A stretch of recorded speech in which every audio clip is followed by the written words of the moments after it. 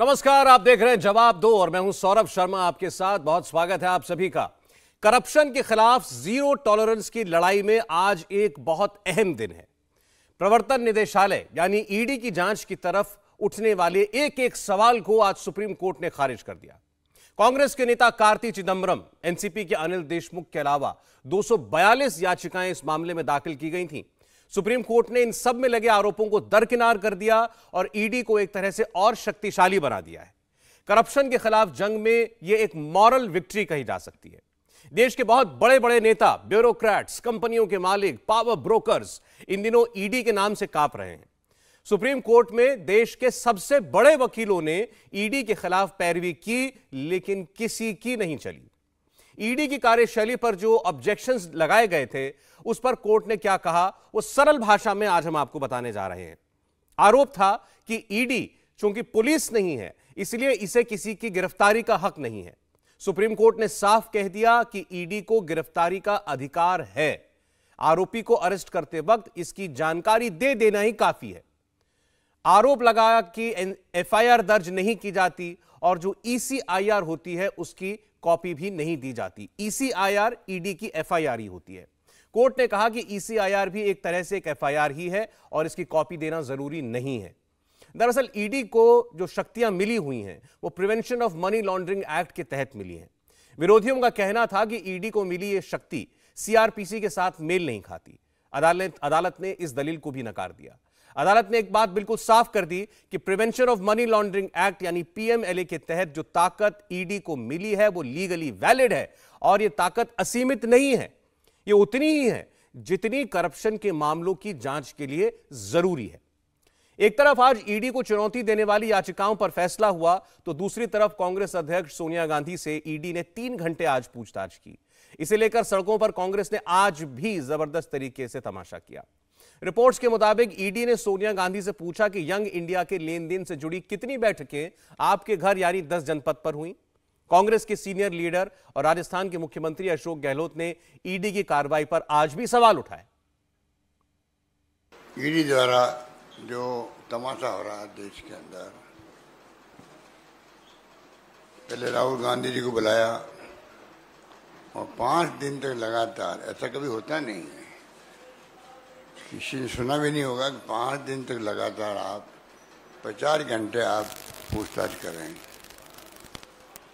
सोनिया जी को बुलाया है, अब आज तीसरी दिन है, तीसरी बार है और पता नहीं वो कब तक बुलाए हैं। तो ये जो ईडी का आतंक है देश के अंदर, ये आतंक मचा रखा है, इसका फैसला जल्दी होना चाहिए। ईडी का उपयोग सरकारें गिराने के लिए किया जाता है बड़े रूप के अंदर, जो महाराष्ट्र में देखा भी आपने। सरकारें गिराने का काम तो कर सकते ईडी। आपने देखा कांग्रेस के ईडी के खिलाफ शिकायतों के कितने बड़े पुलिंदे हैं। अशोक गहलोत के साथ सोनिया गांधी के दामाद और कारोबारी रॉबर्ट वाड्रा ने भी कार्रवाई को लेकर सवाल खड़े किए और ईडी को एक परेशान करने वाली एजेंसी बताया। ये तो बुलाएंगे ही, सबको तंग करने का इनका तरीका है। ये टूल है जो इस्तेमाल किया जाता है, ईडी का टूल है। ईडी टूल है बीजेपी के जो पॉलिटिकल जो बॉसेस है उनके डायरेक्शन पे इन्फोर्स होती है। जो मामला ये है ये कोर्ट में भी है, ये लीगल तरीके से भी देखा जा सकता था, पर इनको चाहिए कि लोगों की आवाज दबे और जो ऑपोजिशन लीडर इनके नाकामियों के बारे में बात करते हैं तो उनकी आवाज दबाने का यही तरीका है। जितने भी एजेंसियों का इस्तेमाल किया जाएगा, गलत इस्तेमाल किया जाएगा। अब कांग्रेस लाख हंगामा करे, सवाल उठाए, लेकिन सुप्रीम कोर्ट ने आज ईडी के अधिकारों को बरकरार रखते हुए बड़ा मैसेज दिया। बीजेपी के चीफ जेपी नड्डा ने भी आज कहा कि कांग्रेस का यह सत्याग्रह नहीं बल्कि असत्य के लिए आग्रह है और कांग्रेसी एक परिवार को कानून से भी ऊपर समझते हैं। असत्य के लिए आग्रह है और सच बात तो यह है कि सत्य को ग्रहण लगाने की कोशिश है। यह विषय जो उठा रहे हैं कांग्रेस पार्टी वाले, ये न देश के लिए है आवश्यक, न ही पार्टी के लिए।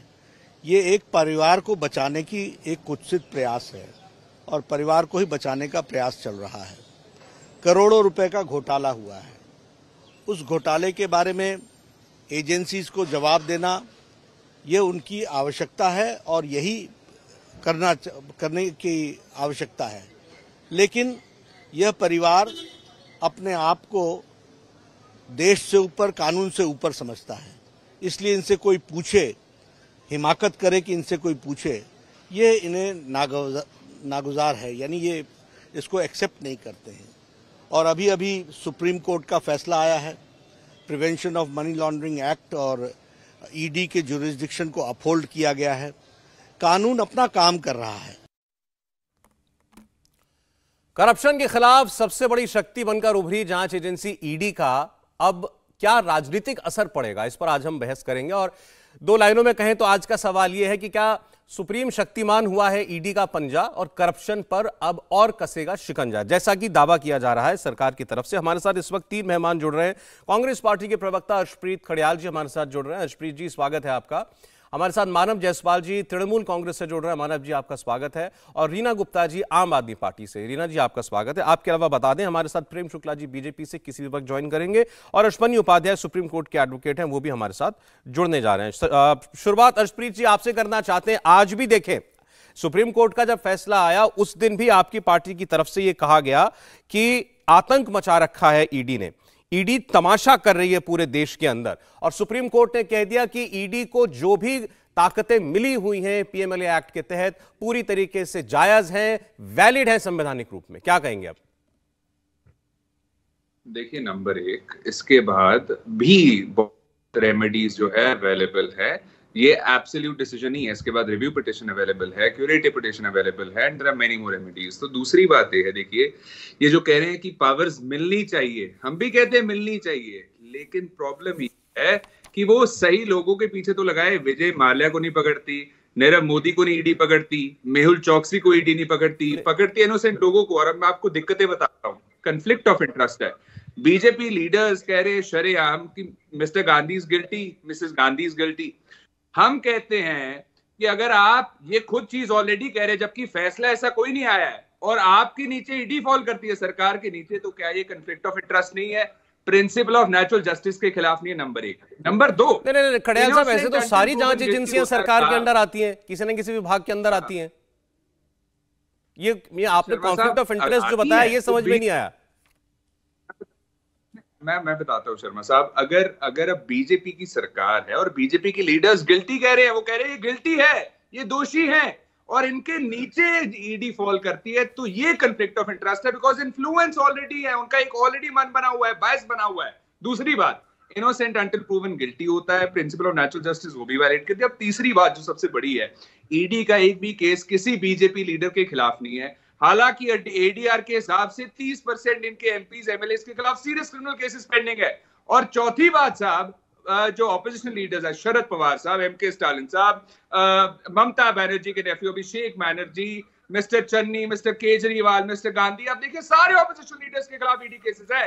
बीजेपी का एक भी ईडी केस नहीं है पेंडिंग। ठीक है, क्या ये कोई कोइंसिडेंस है? कैप्टन साहब जिनके खिलाफ आईटी और ईडी के केसेस पेंडिंग थे, उनको इन्होंने शामिल कर लिया। इनके पास कोई अलग तरह का सर्फ एक्सेल है क्या साहब कि ये दान सारे जो धुल जाते हैं और बीजेपी में लीडर्स आ जाते हैं? और 6वीं बात साहब जो सबसे जरूरी है कि ऑपोजिशन लीडर्स को टारगेट किया जाता है एज मड स्लिंगर। देखिए, कंप्लेनेंट इस केस में जो मिस्टर गांधी के खिलाफ है, मिस गांधी के खिलाफ एक बीजेपी लीडर है।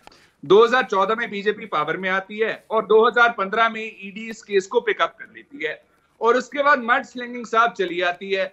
हम इनसे इतनी अपील करते हैं कि आप खुद ही कानून को क्यों तोड़ते हैं? अगर आपकी सरकार है, आप ऑलरेडी फैसला सुना देंगे, जज जूरी एग्जीक्यूशनर बन जाएंगे, तो जुडिशरी का साहब क्यों, यहाँ की जुडिशरी क्यों है? चलिए ठीक है क्यों है? अर्शप्रीत जी, वैसे अर्शप्रीत जी आपने भी जो बातें कही, बहुत सारी राजनीतिक आरोप है, इनका जवाब बीजेपी के प्रवक्ता जुड़े तो वो देंगे। प्रेम शुक्ला जी अच्छा जुड़ चुके हैं हमारे साथ। प्रेम शुक्ला जी, आप जवाब दें। अर्शप्रीत जी आपसे पहले कह रहे थे, शायद आपने सुना हो, कॉन्फ्लिक्ट ऑफ इंटरेस्ट उन्होंने बताया कि एजेंसियां सरकार की अंडर काम करती हैं और सरकार के मंत्री और नेता पहले से ही ये कहते फिर रहे हैं कि सोनिया गांधी गिल्टी हैं, राहुल गांधी गिल्टी हैं, दोषी हैं, अपराधी हैं, इन्होंने पैसे की हेराफेरी की है। तो ये तो कॉन्फ्लिक्ट ऑफ इंटरेस्ट है। दूसरे, उन्होंने कहा कि सारे के सारे मामले विपक्षियों के खिलाफ ही क्यों हैं ईडी के, बीजेपी के किसी नेता के खिलाफ, किसी कार्यकर्ता के खिलाफ, किसी सहयोगी के खिलाफ ईडी ने कभी कोई एक्शन क्यों नहीं लिया? देखिए, जितने भी मामले हैं, अब इस मामले को तो मजिस्ट्रेट कोर्ट के ऑर्डर पर दर्ज किया गया और श्रीमती सोनिया गांधी, श्रीमान राहुल गांधी, श्री ऑस्कर फर्नांडिस, श्री सुमन दुबे, श्री मोतीलाल वोरा, ये सारे लोग जो हैं सुप्रीम कोर्ट भी गए और सुप्रीम कोर्ट में क्वेश्चन करने का एप्लीकेशन दिया। सुप्रीम कोर्ट ने क्वेश्चन क्यों नहीं किया? अगर प्रवर्तन निदेशालय प्रतिशोधवश भारतीय जनता पार्टी के राजनीतिक एजेंडे के तहत इनके खिलाफ कार्रवाई कर रही है तो सुप्रीम कोर्ट ने उसको क्वेश्चन कर देना चाहिए था। सुप्रीम कोर्ट बहुत सारे मामले क्वेश्चन करता है, लेकिन सुप्रीम कोर्ट को जो प्रथम दृष्टया प्रमाण है उसके अनुकूल उसको लगा कि ये मामला चलाया जाना चाहिए। तो उसके बाद प्रवर्तन निदेशालय ने, चूंकि श्रीमती सोनिया गांधी हैं, चूंकि उनके खिलाफ जो है डोटेक्स कंपनी से कैसे उन्होंने हवाला के माध्यम से पैसे स्वीकारे इसका प्रमाण है, चूंकि सामने से दिखाई दे रहा है कि 90 करोड़ रुपए, बार बार कल भी प्रवर्तन निदेशालय ने पूछा कि कांग्रेस पार्टी ने अगर एजे को पैसे दिए हैं 90 करोड़ रुपए तो कैसे दिए हैं? चेक से दिए हैं, पे ऑर्डर दिया है, कैश पेमेंट दिया है। अभी हर्षप्रीत जी यहाँ बैठे हैं ना, हर्षप्रीत जी को तो सारा मामला पता ही है, ये जानते ही होंगे कि 90 करोड़ रुपए का पेमेंट कैसे हुआ है। जरा बता दीजिए 90 करोड़ का पेमेंट कैसे हुआ, वो खर्च कैसे हुआ? भाई किसी को भी पेमेंट होगा, खर्च होगा, उसका हिसाब किताब बनता है कि नहीं बनता है, और उसको हिसाब किताब पूछने का अधिकार विविध एजेंसियों को है कि नहीं है, और फिर अगर प्रश्न पूछे गए तो उसका उत्तर देना इनका दायित्व है कि नहीं है।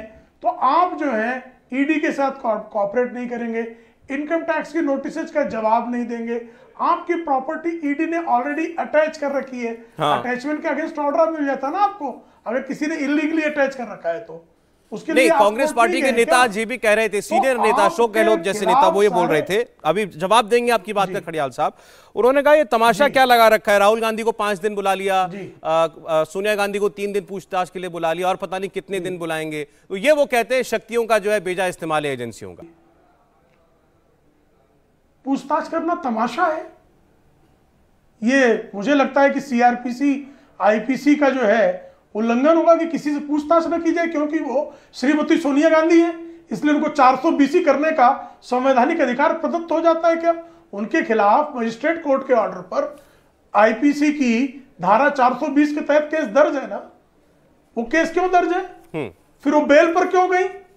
बेल लिए तो ये लिख कर नहीं दिए कि हम उसमें पूछताछ का सामना करेंगे, और जब पूछताछ करेगी तो आपको जो प्रश्न पूछे जाएंगे उसका उत्तर जब तक आप संतोषजनक नहीं देंगी तब तक पूछताछ करने का एजेंसियों को अधिकार नहीं है क्या? जवाब लेता हूं। दूसरा आज सवाल सुप्रीम कोर्ट के सामने ये था कि इस एजेंसी को जो गिरफ्तारी का जो इख्तियार मिला हुआ है वो दूर होना चाहिए, वो उचित नहीं है, लेकिन उसको भी अपहोल्ड किया है सुप्रीम कोर्ट ने और ये कहा है कि section 19 that deals with the power to arrest does not suffer from the vice of arbitrariness.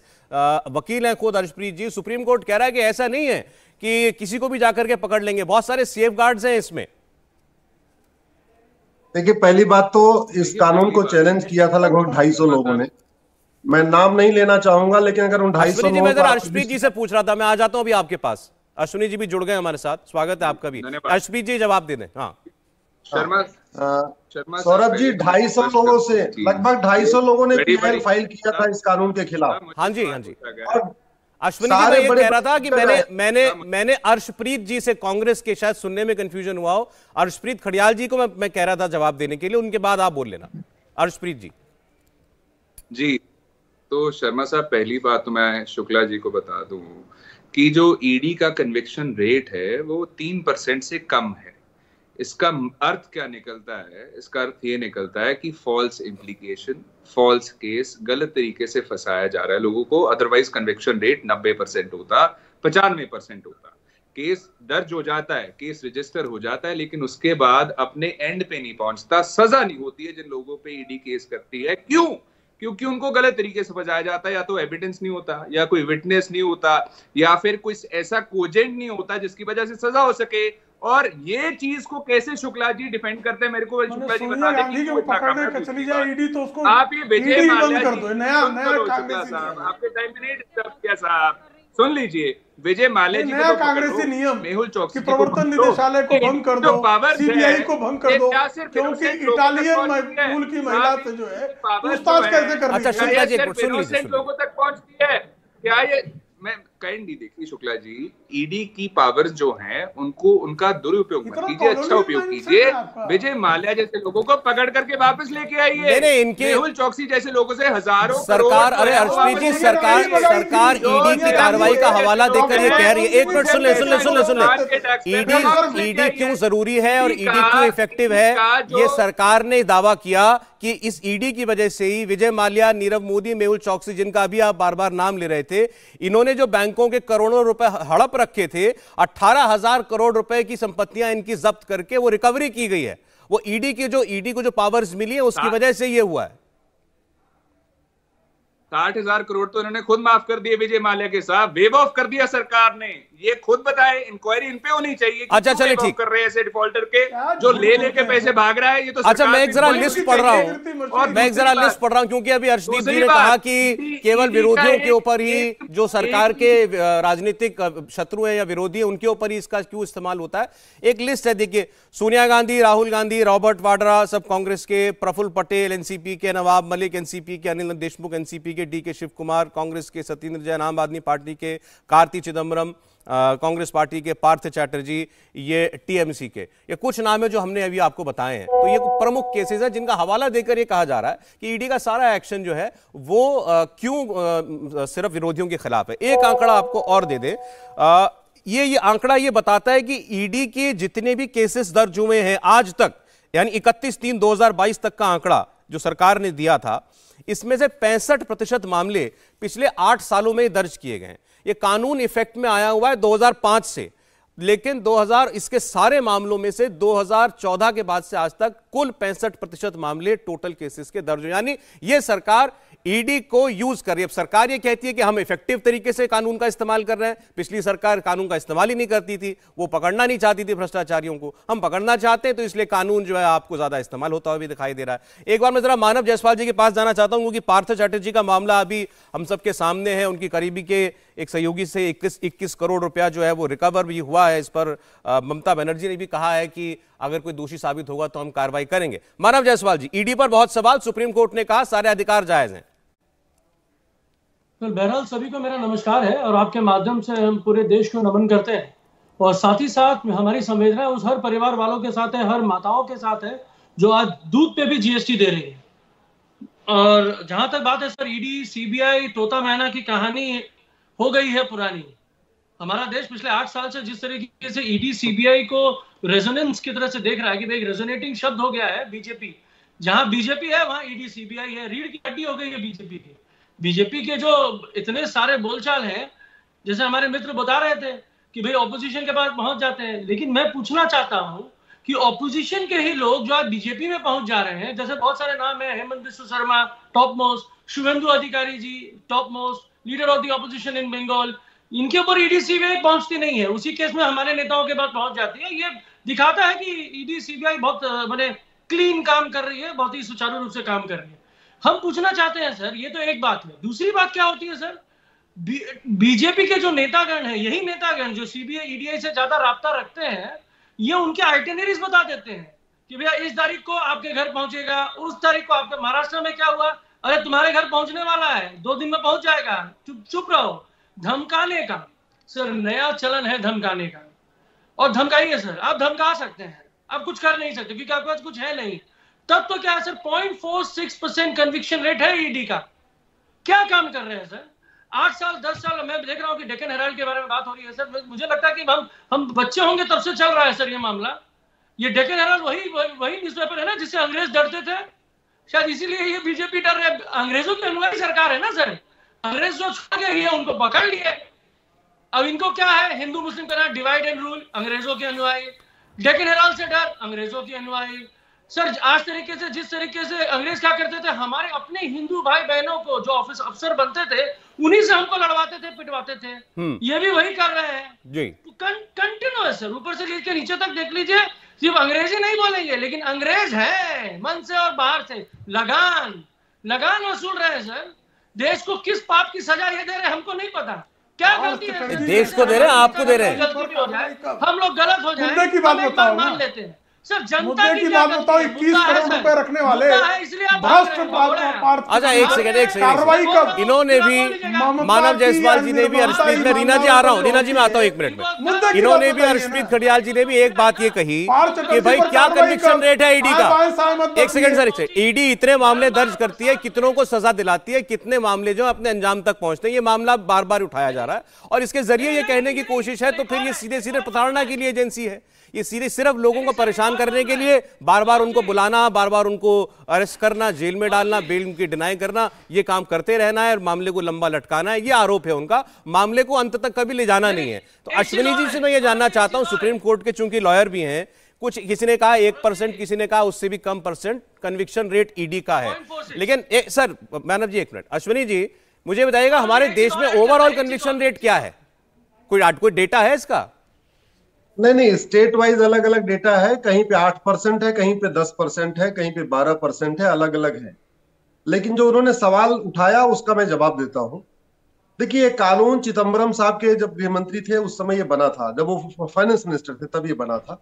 अच्छा कानून बनाया था, लेकिन इसमें वो जो कह रहे हैं कन्विक्शन कम है, उसका कारण है सफेद पोस्ट सच बोलते नहीं। सफेद पोस्ट को पुलिस या ईडी 3rd डिग्री देती नहीं। सफेद पोस्ट कोई सबूत छोड़ते नहीं है, सबूत छोड़ते नहीं, कोई इनके खिलाफ गवाही देने के लिए तैयार होता नहीं है।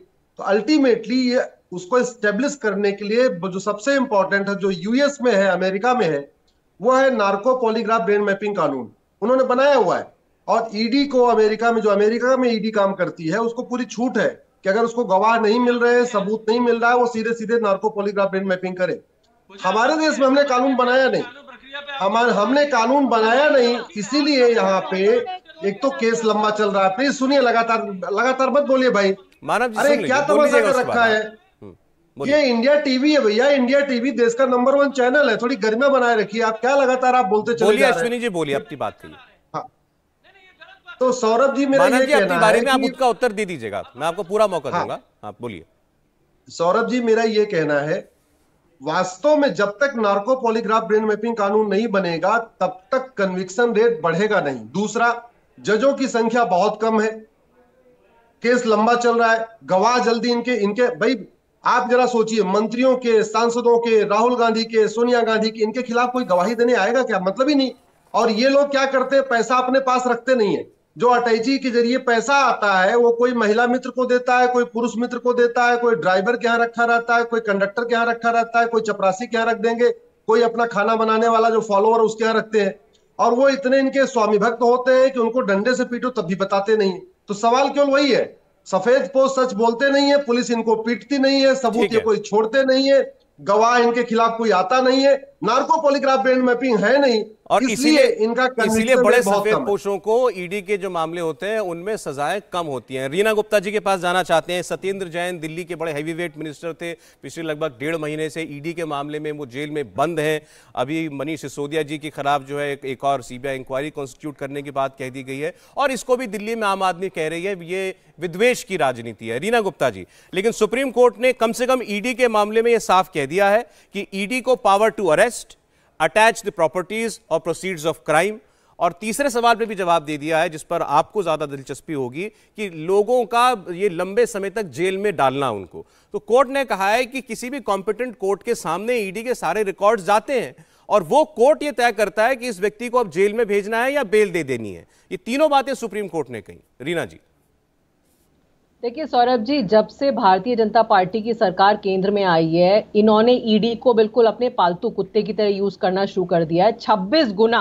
26 गुना रेट्स बढ़ गई हैं और जैसा कि और प्रवक्ताओं ने बोला, कन्विक्शन रेट जो है वो 0.5% है, 1% से भी कम कन्विक्शन रेट है, पहली बात।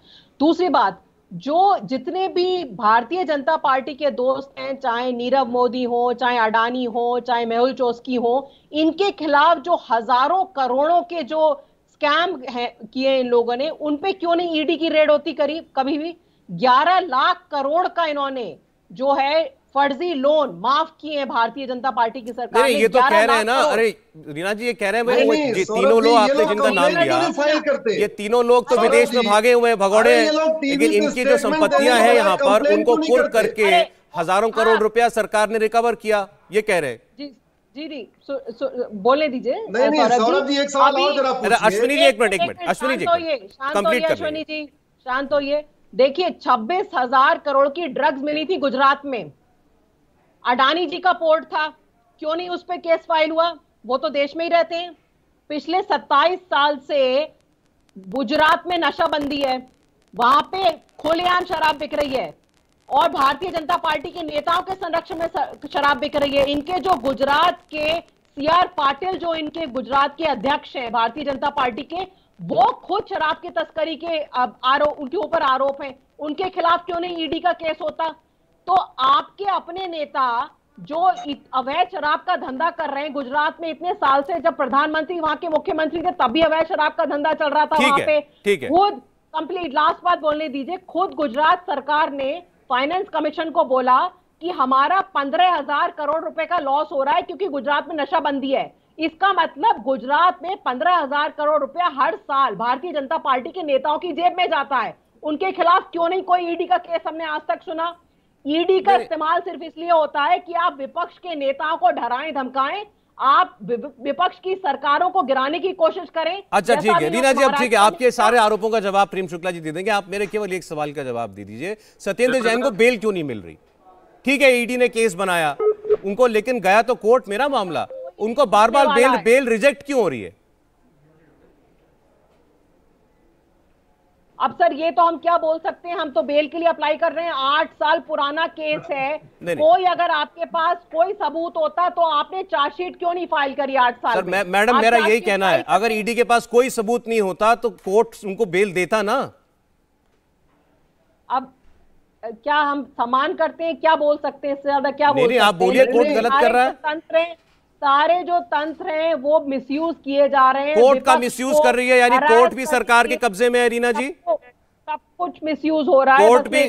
कोर्ट भी सरकार के कब्जे में है, सरकार के कहने पर फैसले कर रहा है। फिर से बेल के लिए अप्लाई करेंगे, कोशिश करते रहेंगे। नहीं, लेकिन आपने कह दिया सारे तंत्र का जो है बेजा इस्तेमाल किया जा रहा है, यानी कोर्ट्स का भी किया जा रहा है। प्रेम शुक्ला जी। देखिए सौरभ जी, किस तरह से हताशा के गर्त में गिरे लोगों की भाषा निचले किस्म की होती है कि प्रवर्तन निदेशालय के सम्मानित अधिकारियों के लिए रीना गुप्ता जी पालतू कुत्ता शब्द का प्रयोग कर रही हैं। आप अंदाज लगा सकते हैं कि इनके विमर्श का स्तर क्या है, इनकी भाषाई अभद्रता किस स्तर तक गिरी हुई है। जिस प्रवर्तन निदेशालय ने इस देश के तमाम घोटालेबाजों से लगभग 1 लाख करोड़ रुपयों की नकद और संपत्ति जब्त की है, जिसने राष्ट्रद्रोहियों के खिलाफ इतना बड़ी कार्रवाई की है, वो पालतू कुत्ता है। और जो जनता के पैसों को लूट कर जेल में बैठा है, ऐसा सत्येंद्र जैन जैसा महाभ्रष्ट व्यक्ति, वो इनका स्वास्थ्य मंत्री है और स्वास्थ्य मंत्रालय से हटाने का भी ये साहस नहीं कर सकते। जो ईमानदारी का ढोंग करते हुए राजनीतिक व्यवस्था में आए थे और आज लूट करने के अलावा। रीना जी अब आप भी सुन लीजिए। बहन जी आप व्यग्र क्यों हो रही हैं? मैं तो आपके बीच में आ रहा हूं मानव जी, मैं तो बहुत धैर्य से आपको सुन रहा था ना। आपके अनर्गल प्रलाप को, आपकी अपशब्द भरी भाषा को मैं बहुत शांति से और संयम से सुन रहा था। तो प्रवर्तन निदेशालय के अधिकारी इनकी दृष्टि में वो पालतू कुत्ते हैं, कोर्ट इनकी दृष्टि में बिका हुआ है। ईमानदार कौन है?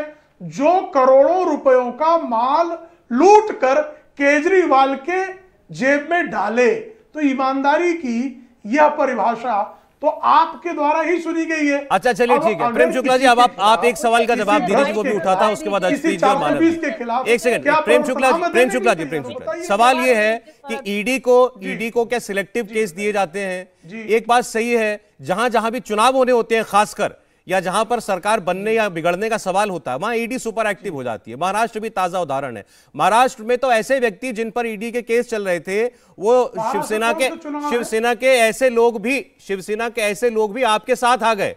तो ये कहा जा रहा है कि डरा धमकाकर आप साथ बुला लेते हैं। ऐसे ही बंगाल में होता है, जिन पर पहले से मुकदमे चल रहे होते हैं वो आपके पास आ जाते हैं, फिर वो मुकदमे वो ढीले पड़ जाते हैं। लोग आ गए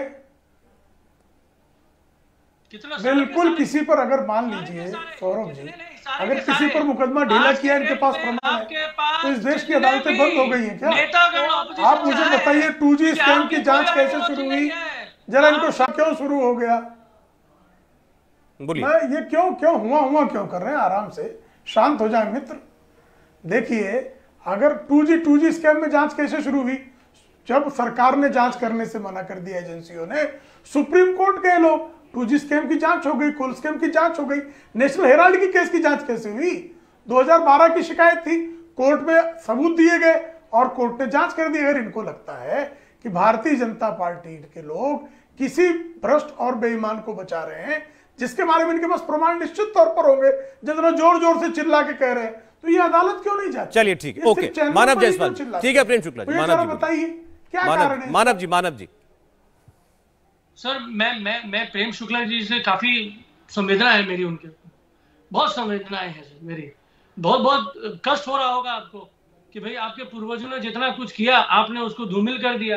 हेमंत बिस्वा शर्मा को आपने बोला पानी चोर है, आज वो मंत्री हैं, मुख्यमंत्री हैं आपे के पार्टी के। शुभेंदु अधिकारी को शुभेंदु भाग बोलते थे। दुख होता होगा आपको कि आपके अपने लोग तो पहुंच नहीं पाए उतने अच्छे जगह, दूसरे पार्टियों के लोग पहुंच गए।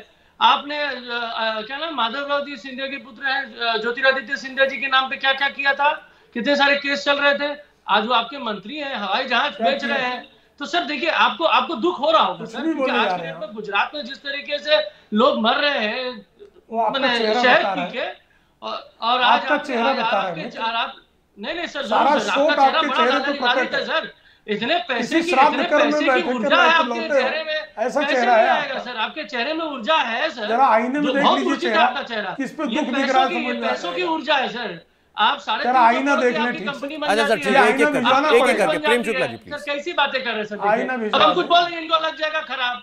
अब देखिए सर, अब बताइए, आपका भी यही कहना है कि सारी एजेंसियां ईडी समेत सिलेक्टिव कार्रवाई करती हैं। 15 हजार करोड़ की एक्स के पैसे लुप्त हो जा रहे हैं, ड्रग्स आ रहे हैं पूरे देश में, 15 साल के बच्चे ड्रग एडिक्ट हो जा रहे हैं।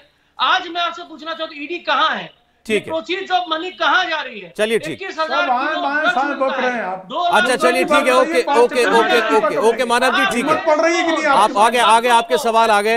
एक बार अश्विनी जी, एक बार अर्शप्रीत जी को भी सुन लीजिए, आप इकट्ठा जवाब दे दीजिएगा। अर्शप्रीत खडियाल जी। देखिए सौरभ जी, थैंक यू। अर्शप्रीत खडियाल जी, मैंने कहा आप अश्विनी जी इनको सुन के सारे उत्तर दे दीजिएगा एक साथ अंत में। ठीक है, खडियाल साहब। देखिए, बीजेपी को मेरा एक सवाल है, काइंडली मैं किसी के टाइम में नहीं बोला, काइंडली मुझे कोई इंटरप्ट ना करे। नंबर 1 ये है, मैडम सुन लीजिए काइंडली।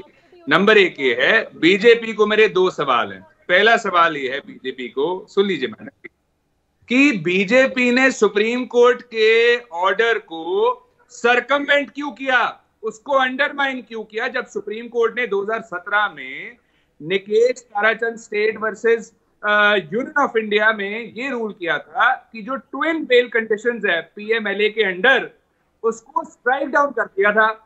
अब बीजेपी ने 2018 में पार्लियामेंट सेशन के दौरान एक फाइनेंस बिल पास किया जिसमें इन्होंने ये कानून को अमेंड कर दिया। अब कोई भी व्यक्ति जिसको थोड़ी बहुत भी जानकारी है कानून की बता दे कि ये फाइनेंस बिल में कैसे आ सकती है, इसका पैसे के साथ, मनी के साथ क्या लेन देन है। तो 2 चीजें बीजेपी बताए, शुक्ला साहब बताएं कि एक, आपने सरकमवेंट क्यों किया, अंडरमाइन क्यों किया सुप्रीम कोर्ट के ऑर्डर को, अपने ही पार्लियामेंट में अमेंडमेंट कर दिया, और दूसरा किया भी तो कैसे किया, गैर कानूनी तरीके से फाइनेंस बिल के थ्रू। नहीं, जरा समझाइए इसे, जरा समझाइए संशोधन से हुआ क्या, थोड़ा सरल भाषा में समझाइए दर्शकों के लिए। मैं समझा देता हूं। देखिए, ट्विन बेल कंडीशंस में 2 चीजें जो थी सुप्रीम कोर्ट ने हटा दी थी। जो पीएमएलए जो केस ईडी करती है उनमें बेसिकली ट्विन बेल कंडीशन ये है कि आपको जब बेल चाहिए होगी, प्राइमा फेसाई यानी कि शुरुआत में ही ओवरलुक के हिसाब से आपको ये बताना पड़ेगा कि आप गिल्टी नहीं है बेल के टाइम पे। दूसरे केसों में ऐसा नहीं होता। और दूसरी कंडीशन ये थी साहब कि आपको मेक श्योर करना था कि आप ये भी कन्विंस करते कोर्ट को कि आप ये ऑफेंस को फिर से कमिट नहीं करेंगे, आप ये ऑफेंस दोहराएंगे नहीं दूसरी बार। तो ये दो ट्विन बेल कंडीशंस थी जो सुप्रीम कोर्ट ने हटा दी थी और ये सरकार ले आई और आप कह रहे हैं फाइनेंस बिल के जरिए लेकर के आई। इस पर मैं जवाब ले लेता हूं आपकी बात का, लेकिन इसमें मेरा फिर ये कहना होगा खटियाल साहब कि ये सारा मैटर जो है क्या ये पूरी टोटलिटी में सुप्रीम कोर्ट ने नहीं सुना होगा? खटियाल साहब जो हमें समझा रहे हैं अभी, क्या ये बाकी वकीलों ने खड़े होकर के सुप्रीम कोर्ट को नहीं बोला होगा? उसके बाद भी सुप्रीम कोर्ट ये कहता है, कि भी बेल लेनी है तो कॉम्पिटेंट कोर्ट वो पूरी तरीके से सक्षम है बेल देने के लिए, वहां जाके आप बात कीजिए। कोर्ट ने इस पर कोई टिप्पणी नहीं की, फिर भी वकील बैठे सुप्रीम कोर्ट के जवाब दे देंगे इस पर। अश्विनी जी देखिए, सौरभ जी कर लूं मैं, शर्मा साहब देखिए, मैं सीधे आम जनता को चला जाएगा, प्लीज इनको आप और भी लोग हैं, एक मिनट बोलिए। हाँ, सीबीआई, ईडी, पुलिस, सीआईडी और ईओडब्ल्यू, इससे भ्रष्टाचार खत्म नहीं होगा। ये हमारे हाथ में अमेरिका का फेडरल पिनल कोड है। हमारे देश में हवाला कारोबारियों को, हवाला लाभार्थियों को मैक्सिमम 10 साल की सजा का प्रावधान है, जबकि अमेरिका में 50 साल से लेके 5000 साल तक की सजा होती है। तो हमारा कानून तो पहली बात तो अमेरिका से बहुत कमजोर है। और एक बेसिक नियम है, जितनी बड़ी करेंसी होती उतना ज्यादा हवाला होता है, उतना ज्यादा काला धन होता है, उतना ज्यादा भ्रष्टाचार होता है। भारत में 80% लोग पर डे 100 रुपए से कम खर्च करते हैं। तो एक्चुअल में अगर भ्रष्टाचार खत्म करना है तो हमें 100 रुपए से बड़ी नोट बंद करना पड़ेगा। 20% लोग पर डे 100 रुपए से ज्यादा खर्च करते हैं, उनके पास एटीएम, पेटीएम, भीम, UPI, debit card, credit card है। तो 100 रुपए से बड़ी नोट की जरूरत ही नहीं है। अगर बड़ी नोट बंद कर देना रहेगा बांस न बजेगी बांसुरी, भ्रष्टाचार अपने आप बंद हो जाएगा। और भ्रष्टाचार मामूली नहीं, भारत में टोटल बजट 70 लाख करोड़ है केंद्र और राज्यों का। इस 70 लाख करोड़ का लगभग 20% यानी 14 लाख करोड़ हर साल घूसखोरी, कमीशनखोरी, कटमनी, अभी देखिए नोट वगैरह की बात जो है अश्विनी जी, अब ये तो जो तो सरकार के संज्ञान में आप ला सकते हैं, आप इस बात को बार बार उठाते हैं, लेकिन जहां तक आपने अमेरिका के कानून की बात की कि वो बहुत सख्त है, हमारे यहां तो कहा जा रहा है कि ईडी के पास जो ताकतें हैं वही बड़ी डेमोनिक है, ड्रैकोनियन है। अमेरिका का जो ईडी है और जो प्रोसीजर है वो भारत से कम 10 गुना ज्यादा कठोर है। अमेरिका में तो पैरोल नहीं मिलती, मनी लॉन्ड्रिंग में कोई पैरोल नहीं, एक बार जेल चले गए, नो बेल, नो पैरोल, सीधे सजा। चलिए ठीक है, गूगल करके देख लीजिए। अच्छा, और अमेरिका में सजा कैसी होती है, हवाला ये मनी लॉन्ड्रिंग पे 100 साल, 200 साल, 500 साल, 1000 साल ऐसी सजा होती है। चलें खैर, मानव जी भी कुछ कहना चाह रहे हैं। रीना जी, समय मेरे पास बिल्कुल भी नहीं है, 10 सेकंड में आप बोल लीजिए। रीना जी पहले बोल लीजिए। देखिए, 2 सवाल है मेरे बस। एक, अभी रिसेंटली केस आया था कि भारतीय जनता पार्टी के जो मेघालय के लीडर हैं, हाँ, वो बच्चों से वैश्यवृत्ति का आरोप था उनके ऊपर। उनकी ऐसे लोगों के ऊपर क्यों ईडी के केसेस नहीं हो रहे? आप बताइए, जो इतनी ड्रग्स पकड़ी गई, ऐसे लोगों पे क्यों ईडी के केसेस के ऊपर ईडी के केसेस क्यों हो रहे हैं? संगीन आरोप। मेरी जानकारी में तो कुछ कार्रवाई वहां पर हुई है, प्रेम शुक्ला जी की जानकारी में ज्यादा होगा। मैं आप सब लोगों का धन्यवाद करूंगा, समय इतना ही था, कई लोगों की बात अधूरी रह गई होगी, माफी चाहते हैं, लेकिन बहुत धन्यवाद प्रेम शुक्ला जी, अश्विनी जी, अर्शप्रीत जी, मानव जायसवाल जी, रीना जी जुड़ने के लिए हमारे साथ। इंडिया टीवी हर वक्त हर जगह डाउनलोड करने के लिए सर्च करें India TV news Google play store या ऐप स्टोर पर।